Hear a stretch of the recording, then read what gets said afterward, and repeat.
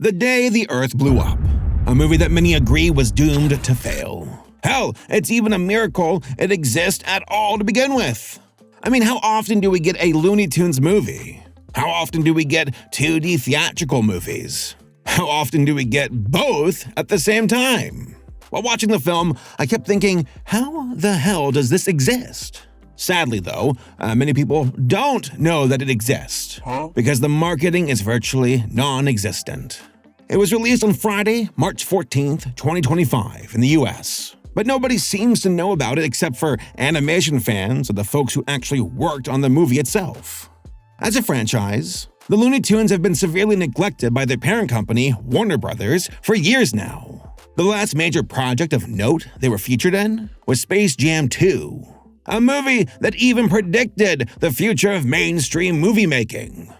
Because our brand new Warner 3000 technology will scan you right into the movies. Think about it. Batman versus LeBron. The use of AI doubles was a major sticking point in the recent union negotiations between actors and studios. And as subpar as that movie was, I think that's what makes The Day the Earth Blew Up even existing so remarkable. Not just that it's a well-deserved historical milestone for Looney Tunes as characters, but also because it's absolutely hilarious and beautifully animated. Don't worry, I'll give you guys a quick spoiler-free review if you want some additional context. But if you're on the fence about seeing it, please absolutely go check it out before it gets pulled from theaters. I went to see it because of the positive word of mouth online, and yeah, I'm really glad I did. I had an absolute blast seeing it on the big screen, and I think you will too. There's even a really scary gum monster that really freaked me out. I don't know, it was good horror. I loved it. Even the chattering mouth. But wait, this video is brought to you by Raycon. Folks, we've marched right into the month of March. Oh, it was like January yesterday, and then February went away, and I'm getting old. Where are the years? Oh no, I'm getting, I don't want to know. I don't want to think about it. I need to zone out. Let me put on my Raycons. There we go. Now I can just focus and listen to music. Just by wearing them, I can feel their quality. Comfortable and ergonomic. I can wear these babies for hours at a time. No more earaches for me. Speaking of time, these headphones have plenty of time for their playtime. Well said.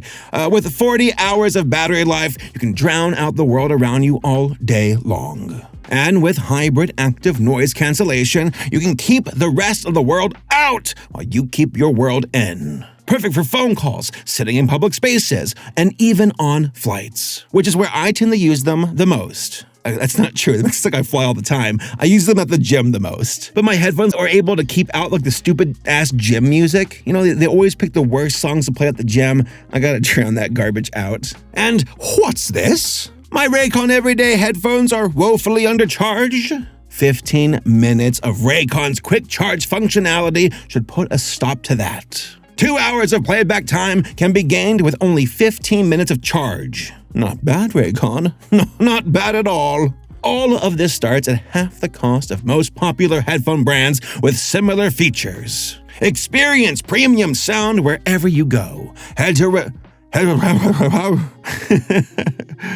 I'm like talking to a dog. Head to buyraycon.com/Saberspark25 to get 25% off Raycon's best-selling everyday headphones. Kick the noise to the curb. Again, that is buyraycon.com/Saberspark25 to get 25% off your everyday headphones. Thanks again to Raycon for partnering up with us for this video. And now, back to the video. Yeah, that's right. Porky porks it in this film. No, he does not. He does not actually. I don't know why I said that. I'm gonna go away now.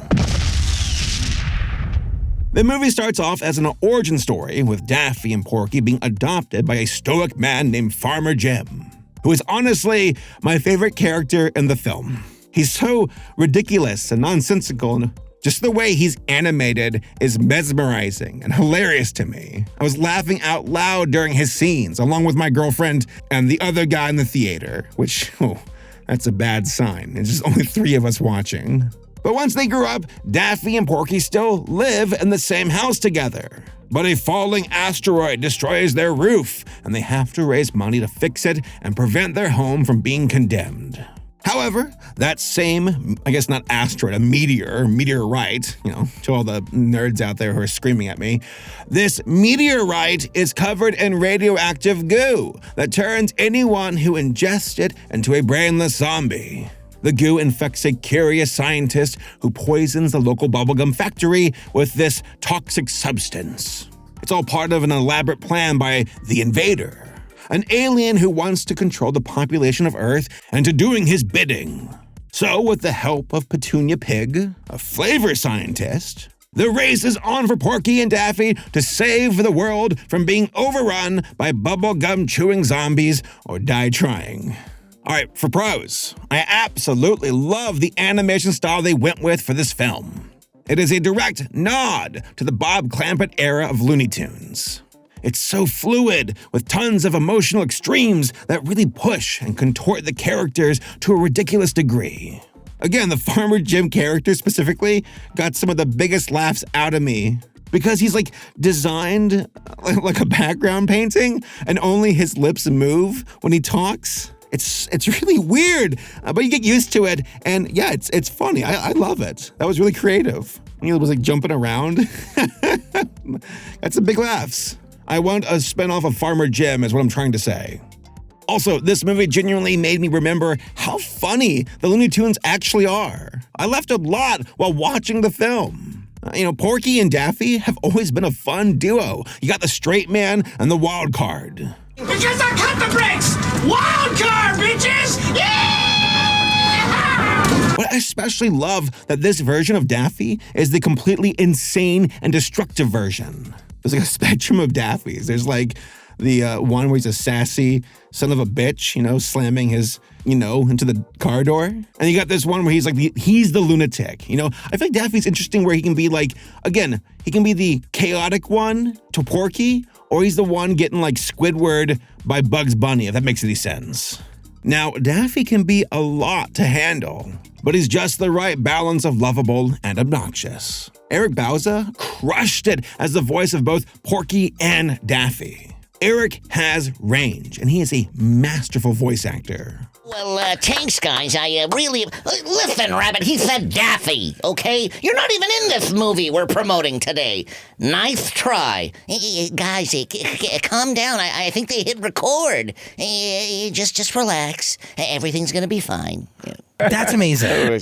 And there were also some scenes where I was like, oh, that must have destroyed his voice. That was a recording right there.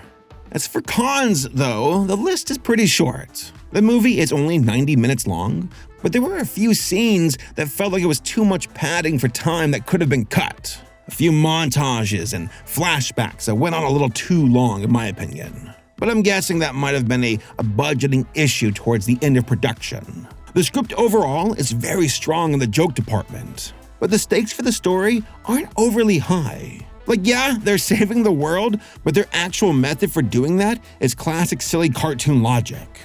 Oh yeah, that's right. There's also this one awkward twerking joke involving Daffy that, I didn't really care for.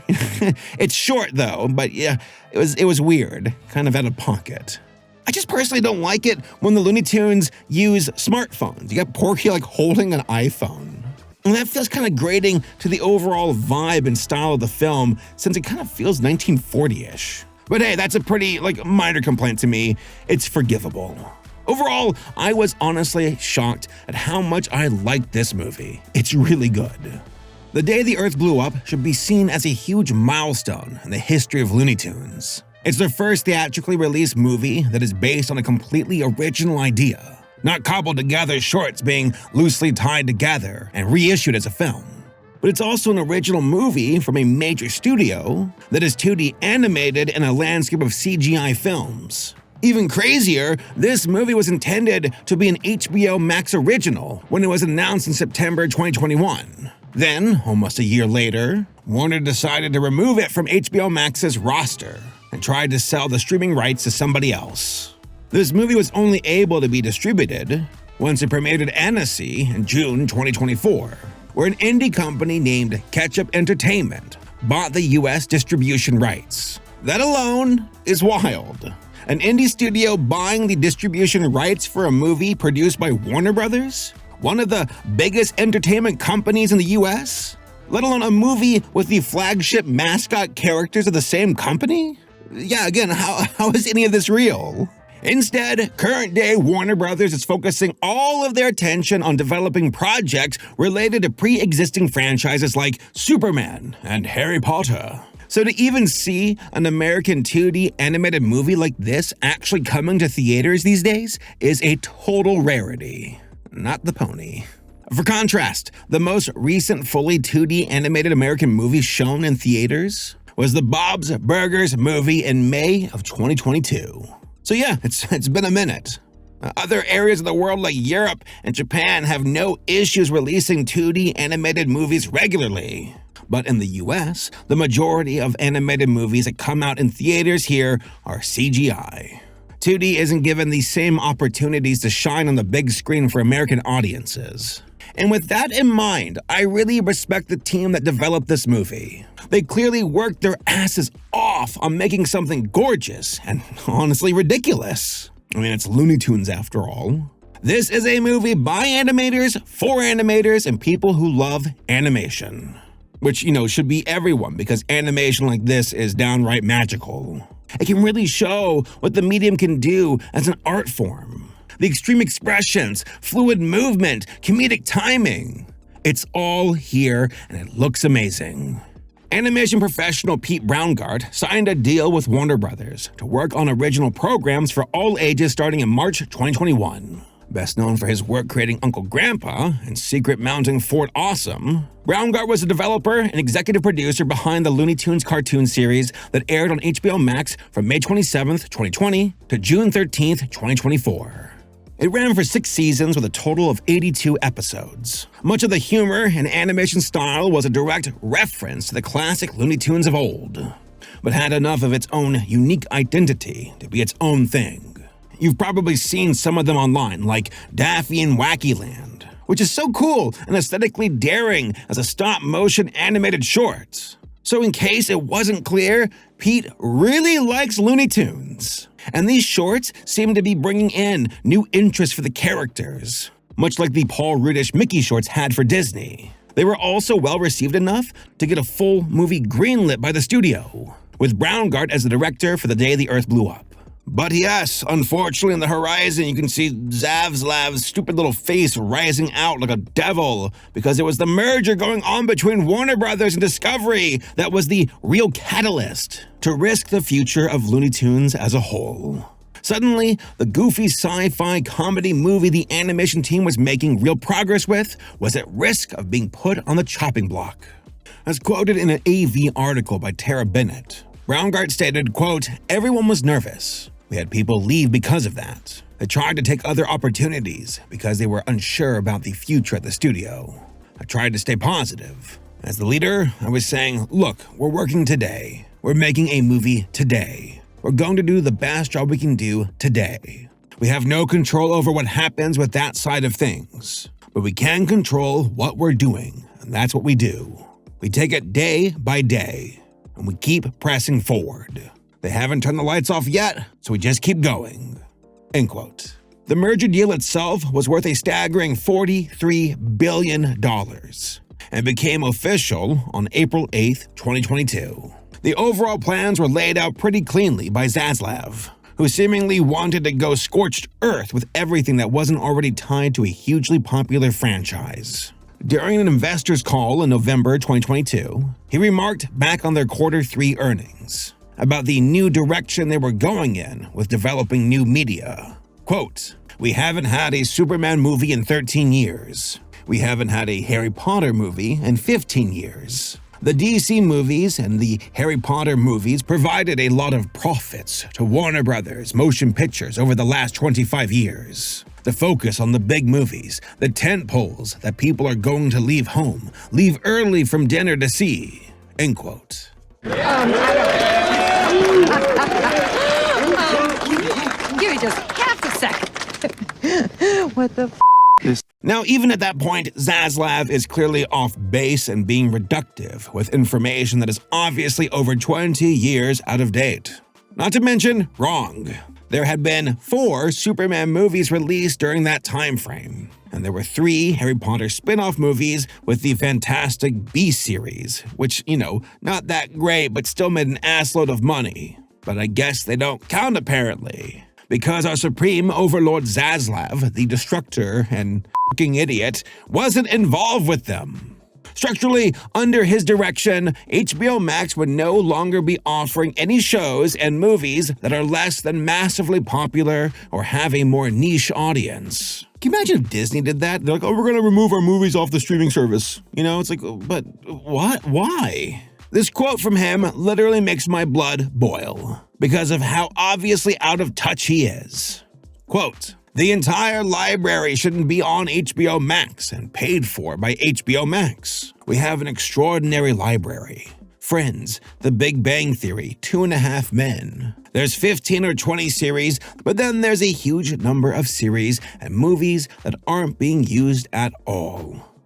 I just want to say how much I hate this because I'm currently working on a video where I rank every Cartoon Network cartoon ever, and I can't find a single one on HBO Max. I think they're all gone. I think they've all been removed, and I really hate that. I hate that their home has rebuked them. That just seems so insulting to the properties and the artist, and I blame Zaslav for that. Demonic demon idiot David continues with quite possibly the most revealing and pathetic excuse he's running with to dump anything that's not popular, saying, quote, "If none of it's being used, why aren't we putting it on a VOD where it will be used? We looked at what people are watching on Pluto and Tubi. They're loving Rawhide and Bonanza. They're not watching old series like Dynasty on Max. There is a platform where people have an expectation and what they want to watch. And we've been able to get a real vision into what people are consuming, and ultimately, that gives us a roadmap." End quote.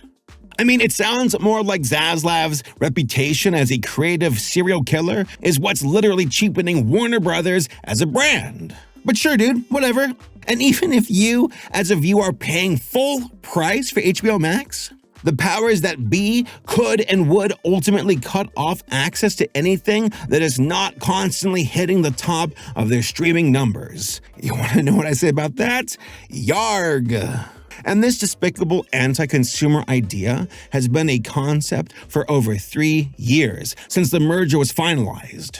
That deal was tied to a ton of debt that came along with it, over $53 billion based on estimates in 2022. So to me, it's pretty clear Warner Brothers has long since stopped being an entertainment production company, and instead, it's being run like a liquidation warehouse. Whatever they can sell off to save any amount of precious money will be sold. It's not a matter of if, it's a matter of when.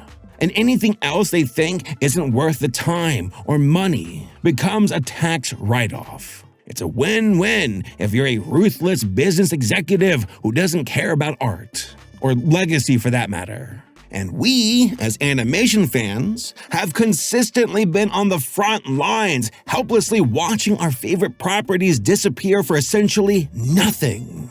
This mentality also informed why the Looney Tunes and their animated comrades were getting the axe. I've already discussed some of the insane controversy surrounding Coyote vs. Acme, and how that movie is still basically stuck in purgatory, through no fault of its own. And as much as the people involved making it have made their anger towards the studio pretty damn obvious, we still don't know what's going to happen to it. The downward spiral of Warner Brothers keeps dragging the legacy of the Looney Tunes along with it. But things have gotten even more annoying for the crew of this movie outside of that. All right, let's get this picture started. No! Because HBO Max loves being petty losers, they just removed all of the remaining Looney Tunes shorts off their platform the exact same weekend the day the Earth blew up was released in the US. And to me, that sounds like they're doing everything in their power, manipulating things to make the Looney Tunes seem more unpopular than they actually are.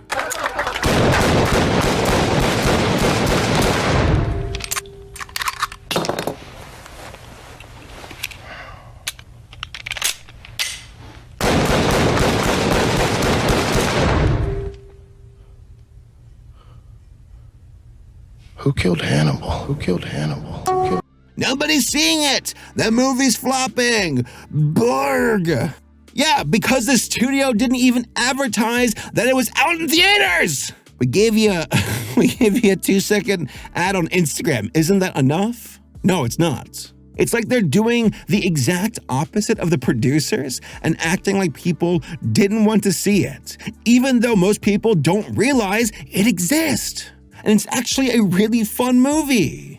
Right now, it looks like there's a very real chance the day the Earth blew up, being pulled from theaters after being out for less than a week, which is so incredibly cruel. Because I guess Disney wants more theaters for their live-action Snow White abomination.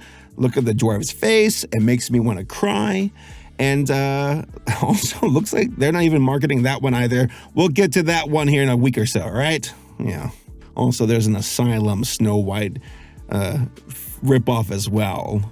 Though I'm waiting for that one too. It's been like, they said it would come out March 7th. It's like March 18th right now. I don't know where that film is. Hopefully it won't come out. So yes, I would highly recommend you check out The Day the Earth Blew Up in theaters while you still can. Because the better word of mouth it gets, and the higher the ticket sales are for it, the longer it might still stay in theaters because of demand. Plus, it will send a collective f*** you to the current management of Warner Brothers and their insane neglect of the Looney Tunes and animation in general. The director, Peter Braungart, is still doing his best to look at the big picture of what this movie represents. He stated, quote, "I can't reiterate this enough. Every name you see in the credits feels exactly how I felt making it. We all love this stuff, especially the board guys and the designers. Some of the people on this crew are animation veterans who waited their whole life for this to happen. It's really special, and I didn't take that lightly. I love this art form, and it's important." End quote. For now, Warner Brothers does not seem to realize what they have with the Looney Tunes. And as a result, they are one of many companies who are sabotaging their own identity by ignoring the characters and the properties that made them famous. The Day the Earth Blew Up is a heartfelt, hand-drawn middle finger from the studios to the companies that took animation for granted, especially the ones that saved their ass during the pandemic.